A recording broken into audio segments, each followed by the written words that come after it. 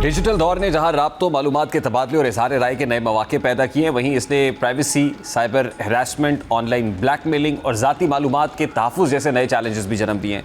गुज़श्ता चंद बरसों में पाकिस्तान में ऐसे कई केसेस रिपोर्ट हुए हैं जहां पर इसी तरह की एनॉमलीज़ दिखाई दी हैं। सोशल मीडिया, मोबाइल फ़ोन्स और दीगर डिजिटल ज़राए के ज़रिए हैरेसमेंट या निजी मालूमात के वहीना गलत इस्तेमाल के इल्ज़ामात इन केसेस में लगाए गए हैं। यही वजह है कि साइबर क्राइम और डिजिटल शवाहिद से मुताल्लिक़ कवानीन और इदारों की अहमियत पहले से कहीं ज़्यादा बढ़ चुकी है। और अब अदाकारा मोमिना इकबाल और रुकने पंजाब असम्बली साकिब चद्दर से मुताल्लिक़ सामने आने वाला मुकदमा भी इसी वसी तनाजुर में देखा जा रहा है। ये मामला महज एक शख्सी तनाज़ा, ये शोबिज़ इंडस्ट्री की खबर नहीं, बल्कि पाकिस्तान में cyber harassment, privacy, digital blackmailing और कानून नाफिज करने वाले इदारों की जिम्मेदारियों से जुड़ा एक अहम मामला है।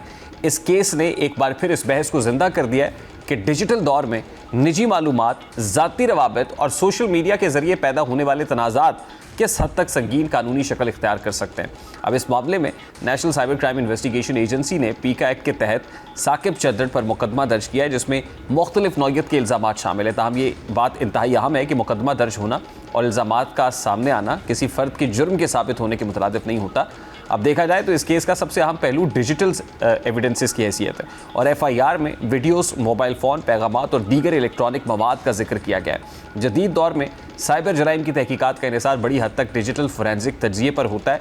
किसी भी दावे या इल्ज़ाम की कानूनी हैसियत का तयन सिर्फ बयानात से नहीं, बल्कि उन इलेक्ट्रॉनिक एविडेंसेस की जांच पड़ताल से होता है जो तहकीकाती इदारे अदालत में पेश करते हैं। यही वजह है कि इस केस में भी असल अहमियत उन शवाहिद की होगी जिनकी तस्दीक फोरेंसिक तरीक़ाकार के ज़रिए की जाएगी। बहरहाल इस मुकदमे ने एक और अहम सवाल को भी उजागर किया है कि अवामी ओहदों पर मौजूद अफराद की ज़ाती और अवामी ज़िंदगी के दरमियान हदबंदी कहाँ कायम होती है। जब किसी मुंतखब नुमाइंदे का नाम किसी तनाज़े में सामने आता है तो मामला सिर्फ एक फ़र्द तक महदूद नहीं रहता, बल्कि इसके सियासी और अवामी असरात भी पैदा होते हैं।